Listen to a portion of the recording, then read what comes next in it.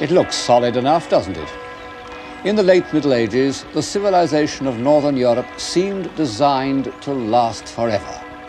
Rich merchants, self-satisfied guilds, a conveniently loose political organization, no material reasons for change. And yet, in a few years, in a single generation, came the first of those explosions that were to create contemporary man, what we call the Reformation. What went wrong with that solid-looking world?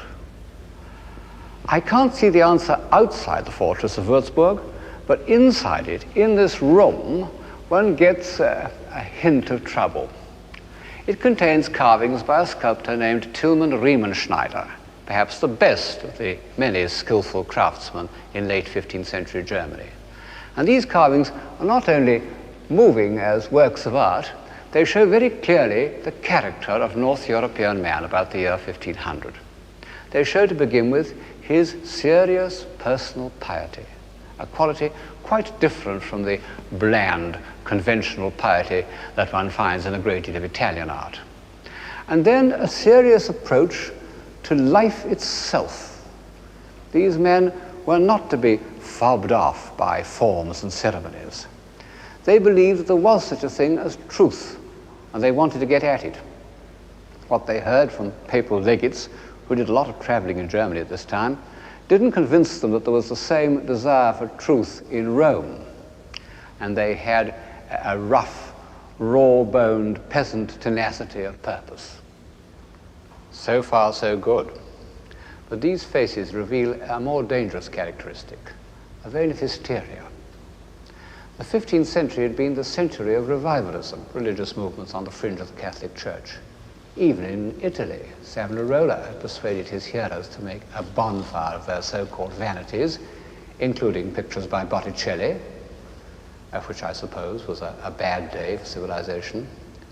The Germans were much more easily excited. Look at this Italian cardinal by Raphael. He's not only a man of high culture, but completely self-contained. And compare him with one of the greatest of German portraits, Dürer's Oswald Krell. Those staring eyes, that look of self-conscious introspection, that uneasiness, marvelously conveyed by Dürer through the uneasiness of the planes and the modeling. How German it is, and what a nuisance for the rest of the world. However, in the 1490s, these destructive national characteristics hadn't yet shown themselves. It was still an age of internationalism. And in 1498 there arrived in Oxford a poor scholar who was destined to become the spokesman of northern civilization and the greatest internationalist of his day, Erasmus. Erasmus was a Dutchman. He came from Rotterdam. But he never went back to live in Holland. He'd been in a monastery there, and he'd hated it. And he'd also hated the coarse, convivial life of the average Netherlander. He was always complaining that they drank too much. He himself had a delicate digestion and would drink only a special kind of Burgundy. All his life he moved from place to place, partly to avoid the plague, because that king of terrors kept all free men on the move throughout the early 16th century, and partly due to a restlessness that overcame him if he stayed anywhere too long.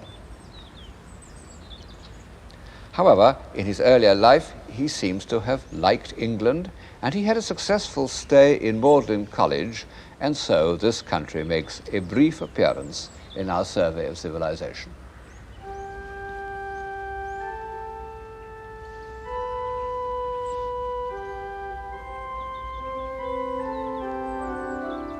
You know, considering the barbarous and disorderly state of England of the 15th century, Oxford and Cambridge are astonishing creations.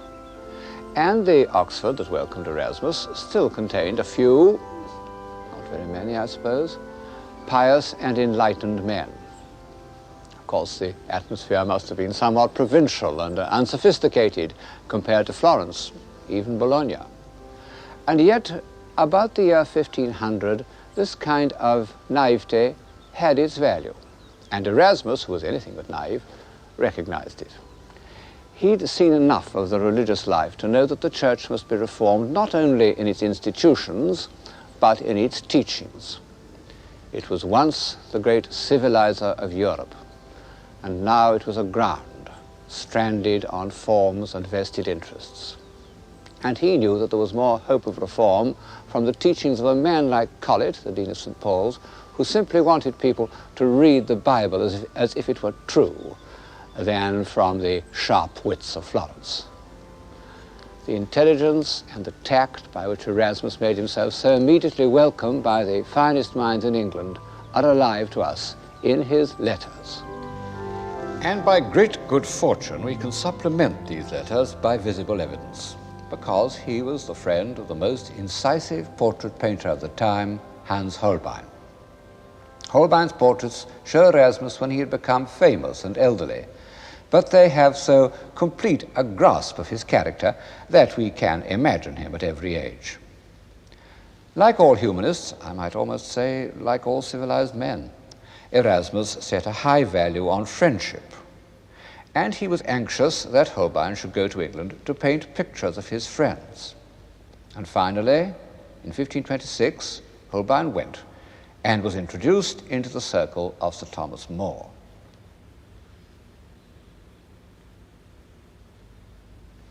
The brilliant youth with whom 20 years earlier Erasmus had fallen in love was now Lord Chancellor. He was also the author of the Utopia, where in rather a quaint style he recommends almost everything that was believed in by enlightened reformers in the 1890s.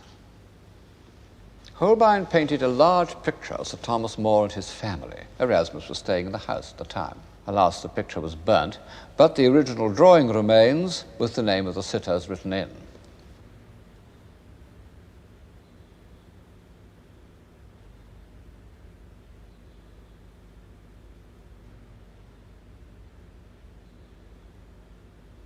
Erasmus used to say that More's family were like the Academy of Plato.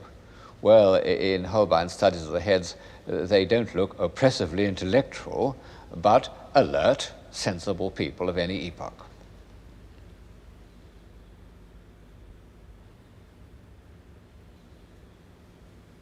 Thomas More himself, of course, was a noble idealist, too good for the world of action, where he sometimes lost his way. It shows how quickly civilizations can appear and disappear, that the author of the Utopia should have flourished, should have become, in spite of himself, First Minister of the Crown, halfway between the death of Richard III and the judicial murders of Henry VIII, of which he, of course, was to be the most distinguished victim. Holbein depicted other members of Erasmus's circle in England, and I'm bound to say that some of them, like the archbishops, Wareham and Fisher, look as if they had no illusions about the transitory nature of civilization at the court of Henry VIII. They look defeated, and they were defeated. In 1506, Erasmus went to Italy. He was in Bologna at the exact time of Julius II's famous quarrel with Michelangelo. He was in Rome when Raphael began work on the papal apartments. But none of this seems to have made any impression on him. His chief interest was in printing, in the publication of his works by the famous Venetian printer and pioneer of popular editions, Aulus Manutius. Whereas in talking about Italy, one's concerned with the enlargement of man's spirit through the visual image, in the north, one's chiefly concerned with the extension of his mind through the word. And this was made possible by the invention of printing. In the 19th century, people used to think of the invention of printing as the linchpin in the history of civilization. Well, 5th century Greece and 12th century Chartres and 15th century Florence got on very well without it. And who shall say that they were less civilized than we are? Still, on balance, I suppose that printing has done more good than harm.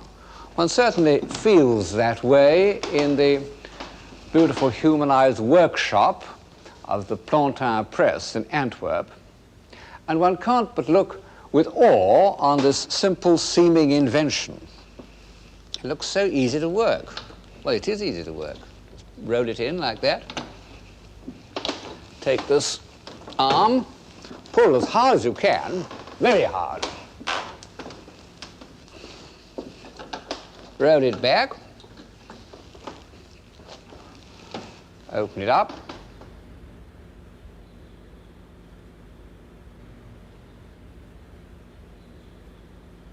and you take out your printed sheet.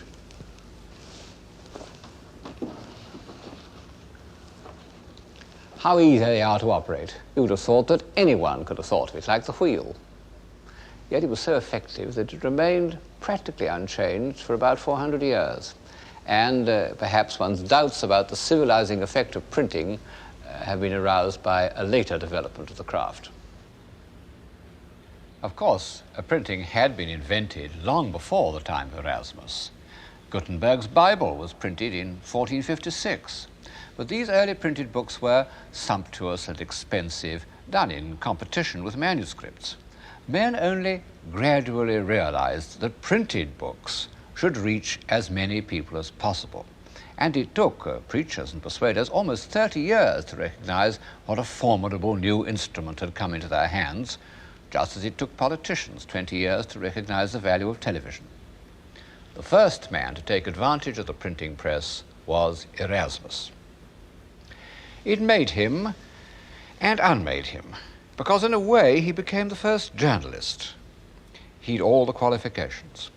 A clear, elegant style, in Latin of course, which meant that he could be read everywhere but not by everyone, opinions on every subject, even the gift of putting things so that they could be interpreted in different ways.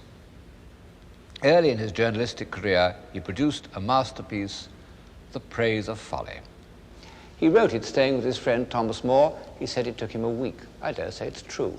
He had an amazing fluency. And this time his whole being was engaged. We know to an intelligent man, human beings and human institutions sometimes seem intolerably stupid. And there are times when one's pent-up feelings of impatience and annoyance can't be contained any longer. Erasmus's Praise of Folly was an outburst of this kind. It washed away everything. Popes, kings, monks, of course, scholars, war, theology, the whole works. This is a page from it with a marginal drawing by Holbein showing Erasmus at his desk. And over the drawing, Erasmus has written that if he was really as handsome as this, he wouldn't lack for a wife. In the ordinary way, satire is a negative activity. But there are times in the history of civilization when it has a positive value.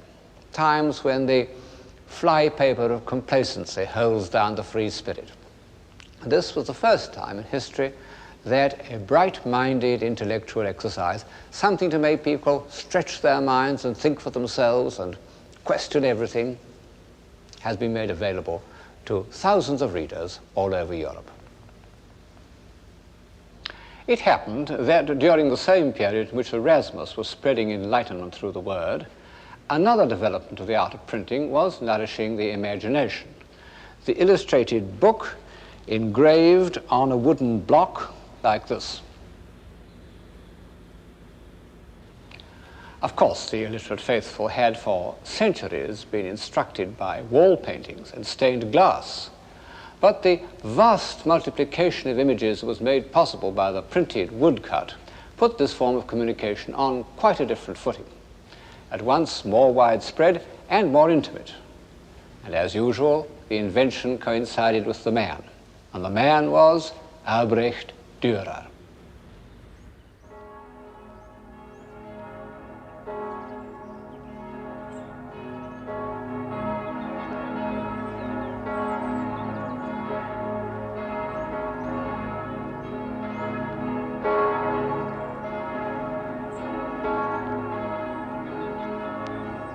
He was born and brought up in Nuremberg, the town of the Meistersingers.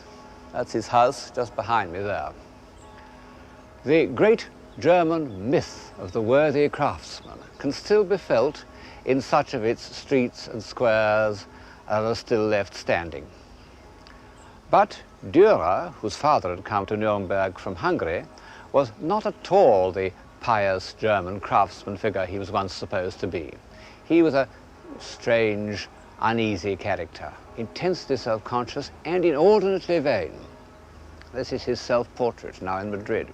And you might think that self-love couldn't go much further, but it could, because 2 years later he did another self-portrait in which he deliberately painted himself in the traditional pose of Christ. Well, this seems to us rather blasphemous, and Dürer's admirers don't make it much better by explaining that he thought creative power was a divine quality and that he wished to pay homage to his own genius by depicting himself as God. Well, it's true that this belief in the artist as the inspired creator was part of the Renaissance spirit. Leonardo talks a lot about it in his treatise on painting, but one can't imagine him painting himself as Christ. However, Dürer had certain qualities in common with Leonardo. Although he didn't share Leonardo's positive distaste for women, he wasn't far short of it. And he would certainly never have married if the bourgeois conventions of Nuremberg hadn't compelled him to do so. And then Dürer shared Leonardo's curiosity. But it was a curiosity about appearances, not about causes. He was almost entirely without Leonardo's determination to find out how things worked. He collected rarities and monstrosities of the kind which 100 years later were to furnish the first museums. He would go anywhere to see them. Eventually he died as a result of an expedition to see a stranded whale in Zeeland. He never saw it. It had been washed away before he got there. However, he did see a walrus whose shiny snout delighted him.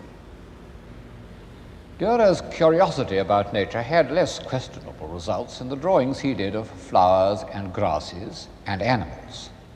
No man has ever described natural objects more minutely.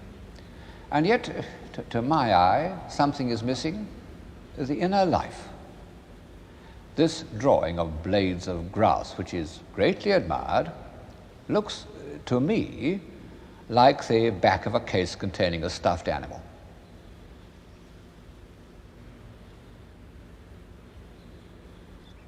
But if Dürer didn't try to peer so deeply into the inner life of nature, nor feel, as Leonardo did, its appalling independence of mankind, he was deeply engaged by the mystery of the human psyche.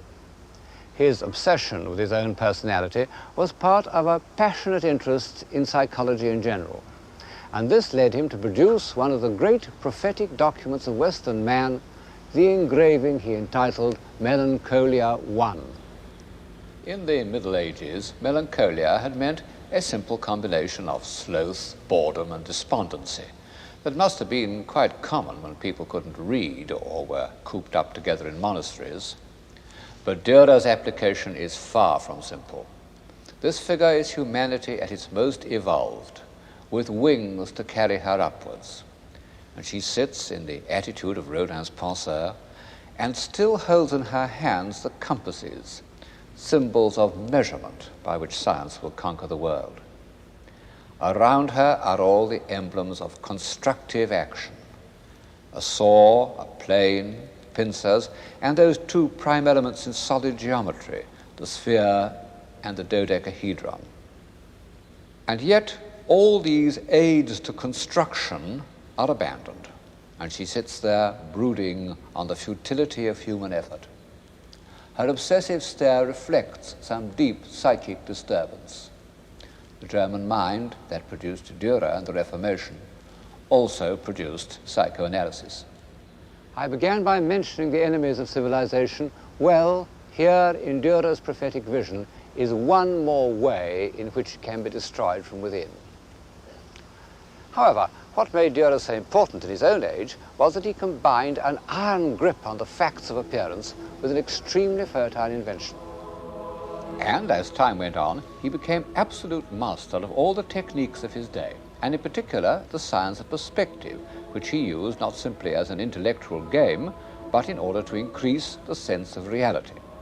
His woodcuts diffused a new way of looking at art, not as something magical or symbolic, but as something accurate and factual.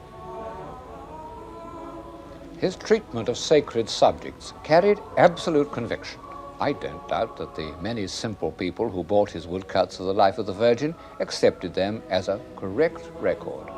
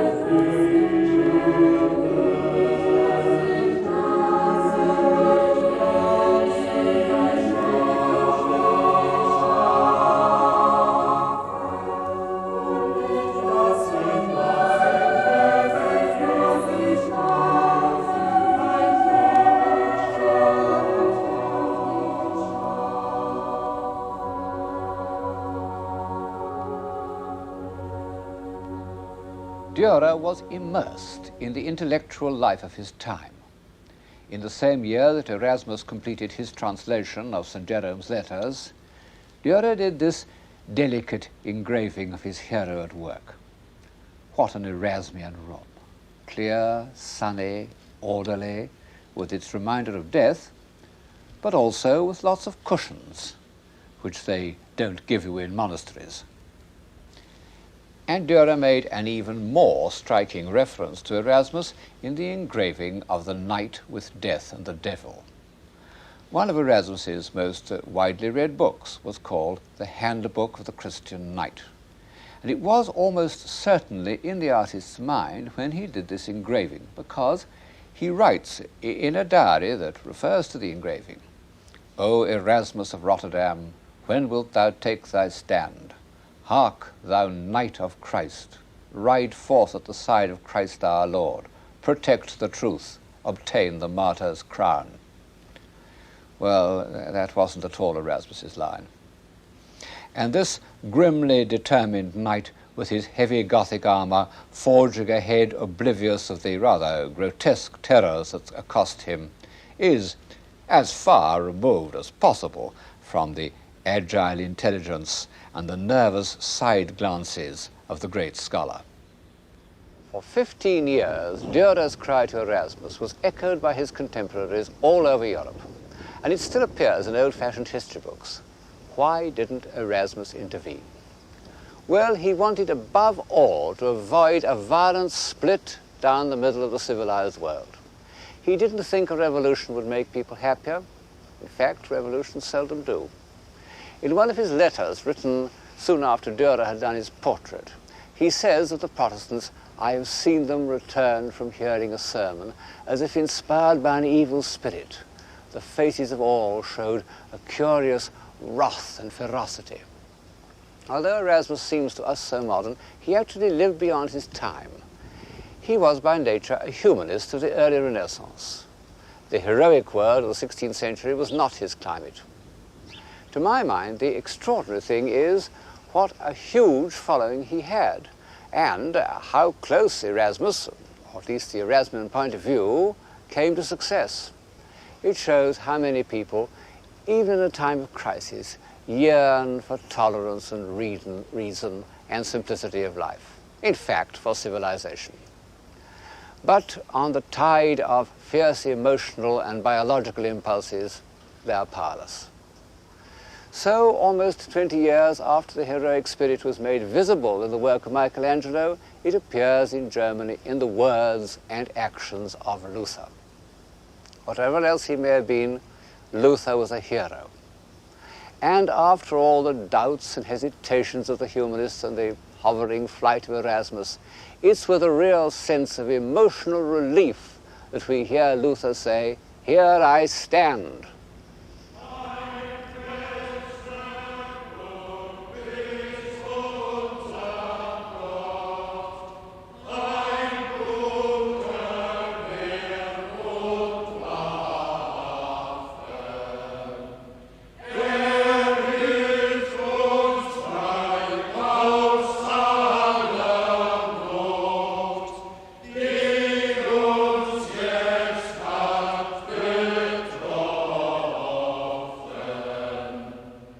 We can see what this burning spirit was like because the local painter of Wittenberg, Lucas Cranach, was one of Luther's most trusted friends.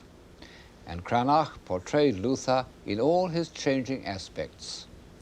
The tense, spiritually struggling monk, the great theologian with the brow of Michelangelo, the emancipated layman.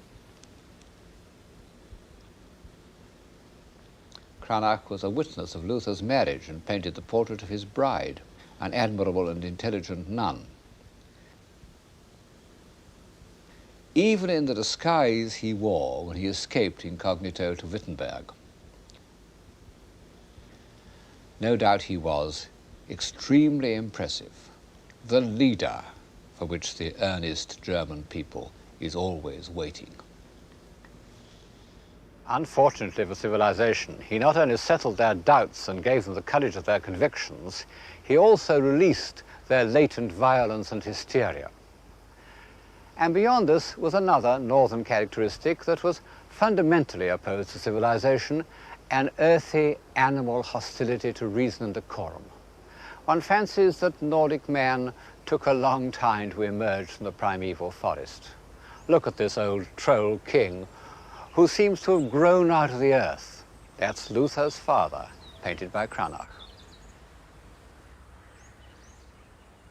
He was a miner, with a miner's independence and strength of will. H.G. Wells once made a useful distinction between what he called communities of obedience and communities of will. He thought that the first, the communities of obedience, produced the stable societies like Egypt and Mesopotamia, the original homes of civilization, and that the second, the communities of will, produced the restless nomads of the north. He may be right. Anyway, the community of will that we call the Reformation was basically a popular movement. At the end of Erasmus's letter, in which he describes the surly Protestants coming out of church, he adds that none of them, except one old man, raised his hat. Erasmus was against forms and ceremonies in religion, but when it came to society, he felt differently. And so, strangely enough, did Luther. The great popular uprising known as the Peasants' Revolt filled him with horror, and he urged his princely patrons to put it down with the utmost ferocity. Luther didn't approve of destruction, even the destruction of images. But most of his followers were men who owed nothing to the past, to whom it meant no more than an intolerable servitude. And so Protestantism became destructive. And from the point of view of those who love what they see, it was a good deal of a disaster.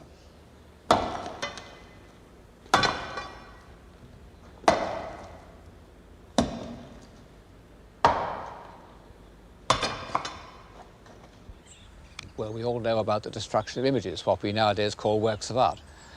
How commissioners went round not only to cathedrals like Ely, but even to the humblest parish churches and smashed everything of beauty that they contained, knocked the heads off statues, smashed up the carved front covers, broke the rear dotties, broke anything within reach. It didn't pay them to stay too long on a single job. You can see the results here in the Lady Chapel at Ely.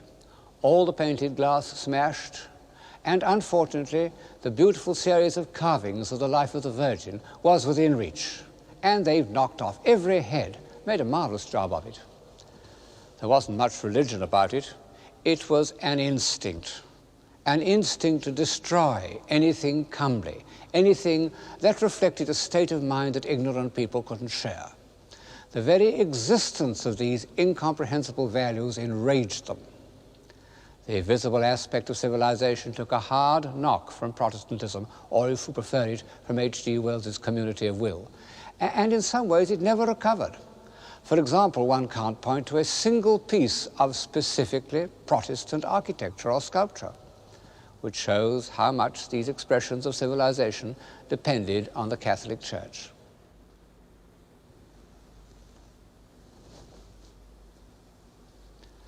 But it had to happen. If Western civilization was not to wither or petrify, like the civilization of ancient Egypt, it had to draw life from a larger area than that which had nourished the intellectual and artistic triumphs of the Renaissance. And ultimately, a new civilization emerged.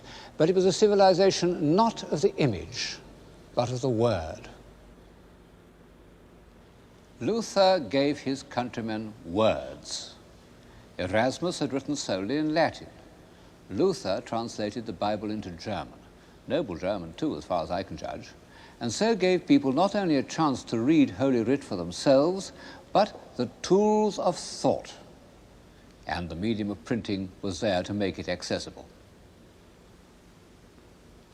The translations of the Bible by Calvin into French, by Tyndale and Coverdale into English, were crucial in the development of the Western mind. And if I hesitate to say to the development of civilization, it's because they were also a stage in the growth of nationalism. And as I've said, and shall go on saying this series, nearly all the steps upward in civilization have been in periods of internationalism. Well, whatever the long-term effects of Protestantism, the immediate results were very bad. Not only bad for art, but bad for life. The North was full of bully boys. They appear frequently in 16th century German art, very pleased with themselves, apparently much admired. They rampaged about the country and took any excuse to beat people up. All the elements of destruction were let loose. 30 years earlier, Dürer had done a series of wood engravings illustrating the apocalypse. You can say that they express the Gothic side of his nature, or you can regard them as prophetic, because they show with terrifyingly effective precision the horrors that were to descend on Western Europe, both sides proclaiming themselves as the instruments of God's wrath. Fire rains down from heaven on kings, popes, monks, and poor families.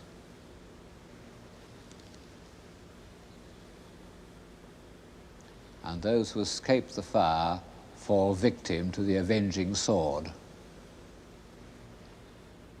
It's a terrible thought that so-called wars of religion, religion of course being used as a pretext for political ambitions, but still providing a sort of emotional dynamo, that wars of religion went on for 120 years and were accompanied by such revolting episodes as the massacre of St. Bartholomew. What could an intelligent, human, open-minded man do in mid-16th century Europe? Keep quiet, work in solitude, outwardly conform, inwardly remain free. The wars of religion evoked a figure new to European civilization, although familiar in the great ages of China, the intellectual recluse. Petrarch and Erasmus had used their brains at the highest level of politics. They had been the advisors of princes. Their successor, the greatest humanist of the mid-16th century, retreats into his tower. It was a real tower, not the ivory tower of cliché language. This man who retreated into his tower was Michel de Montaigne. He was a fairly conscientious mayor of Bordeaux, but he refused to go any nearer to the center of power. He preferred his tower, where through his window, in his own words, he enjoyed a far-extending, rich and unresisted prospect.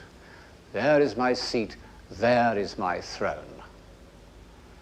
He was born in southern France in 1533. His mother was a Jewish Protestant, his father a Catholic. He had no illusions about the effect of the religious convictions released by the Reformation. He said, in trying to make themselves angels, men transform themselves into beasts. But Montaigne was not only detached from the two religious factions, he was slightly skeptical about the Christian religion altogether. He said, I would willingly carry a candle in one hand for St. Michael and in the other for his dragon. Actually, he was thinking of a picture of his patron saint that hung in this room. His essays are as crammed with quotations as are the tracts of the warring priests. But instead of being texts from the Bible, they are quotations from the authors of Greece and Rome, whose works he seems to have known almost by heart. He had his favorite quotations written on the beams of his study. And the one above my head says, Homo sum humani a me nihil alienum puto. I am a man, and think that nothing human is foreign to me. He used these texts, as the Reformers had used the Bible, to find out the truth.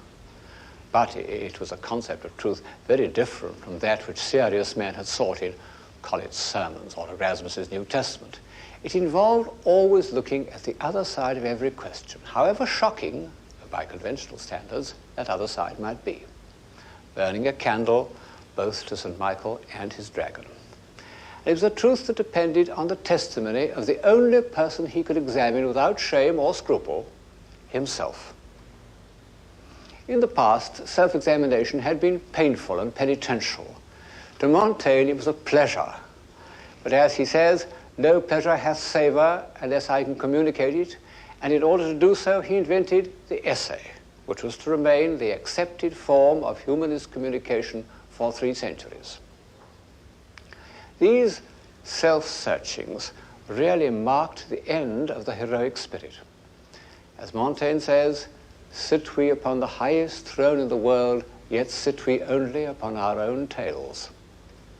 The strange thing is that people on high thrones didn't resent Montaigne. On the contrary, they sought his company. Had he lived, his friend Henry IV might have forced him to become Chancellor of France. But he preferred to remain here, in his tower.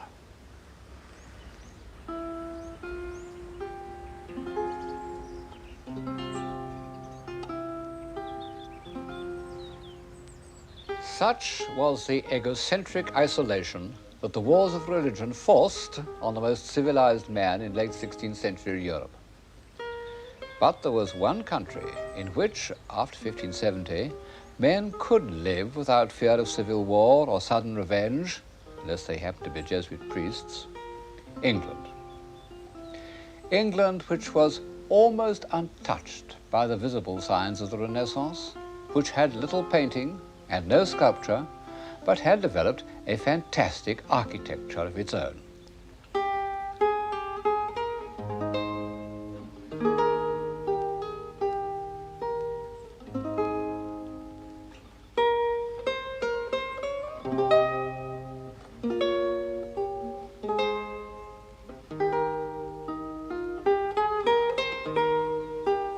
I suppose it's debatable how far Elizabethan England can be called civilized. Certainly, it doesn't provide a reproducible pattern of civilization, as does, for example, 18th century France.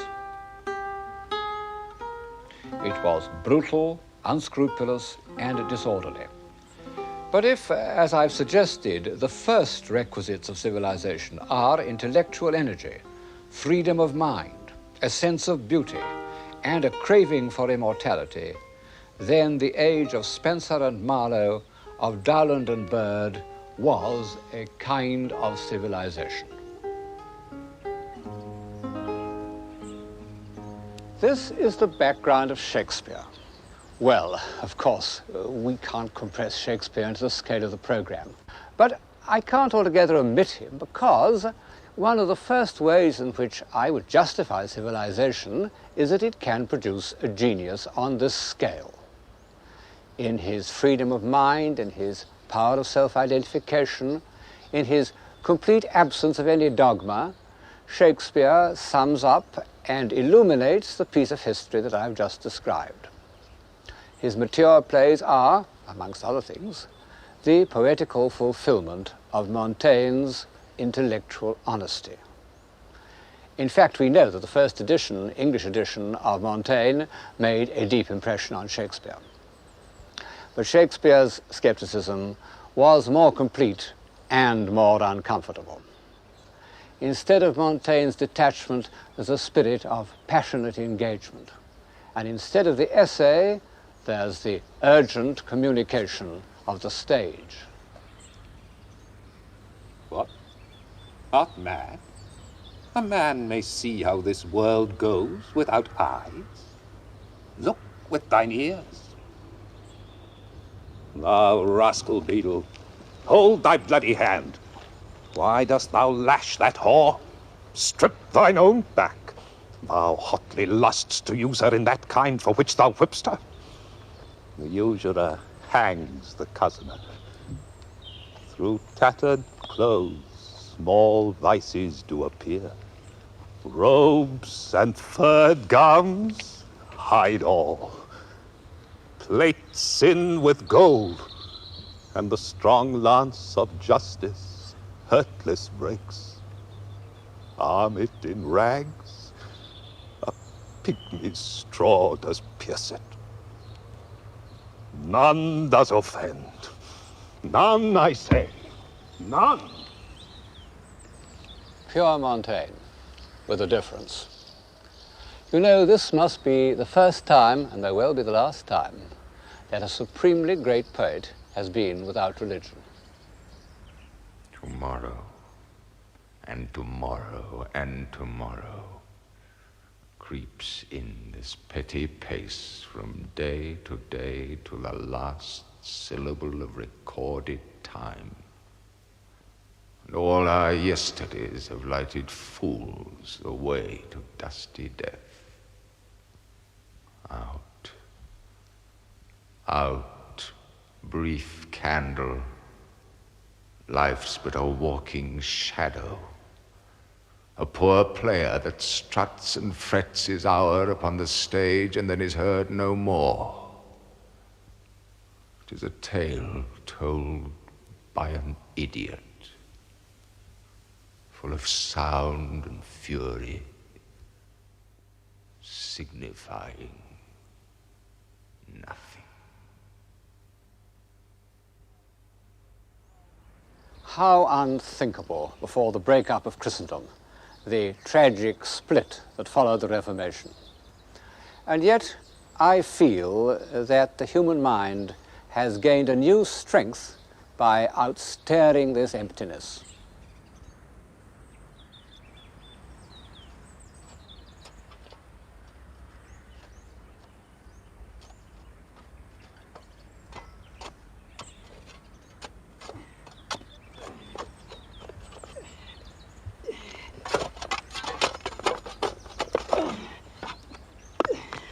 How long will a man lie i' the earth ere he rot? In faith, if he be not rotten before he die, as we have many pocky courses nowadays as will scarce hold the lying in. Oh, it lasts you 8 year or 9 year. A tenner will last you 9 year. Why he more than another? Why, sir, his hide is so tanned with his trade as will keep out water a great while. And your water is a sore decayer of your horse and dead body.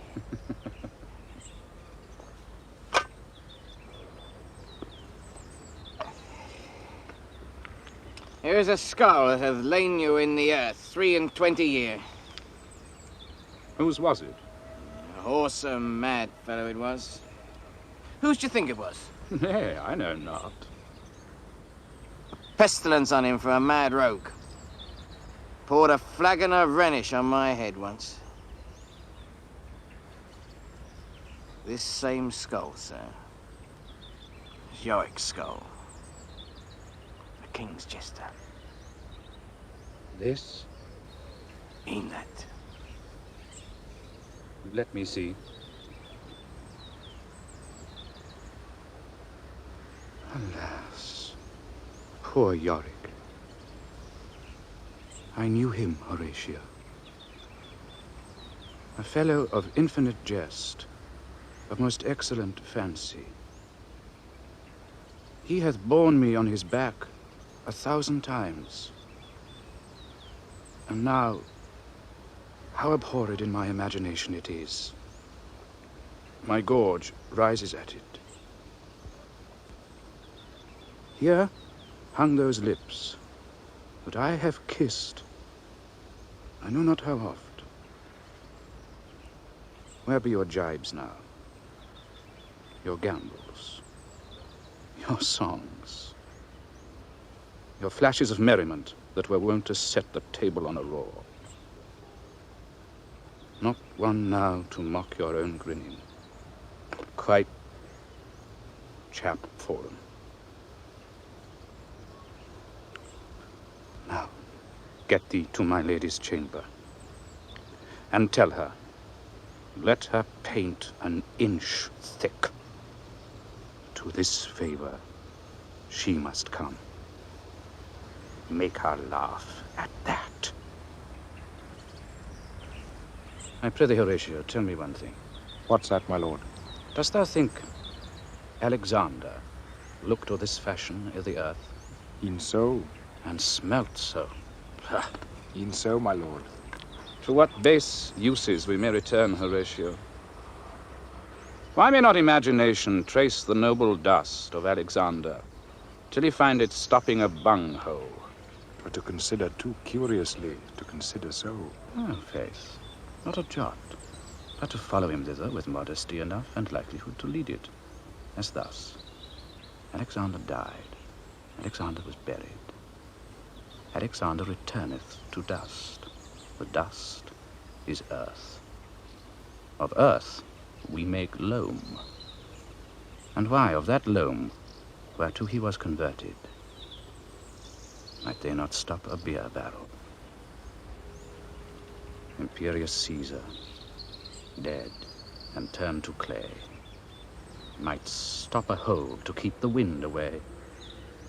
Oh, that that earth which held the world in awe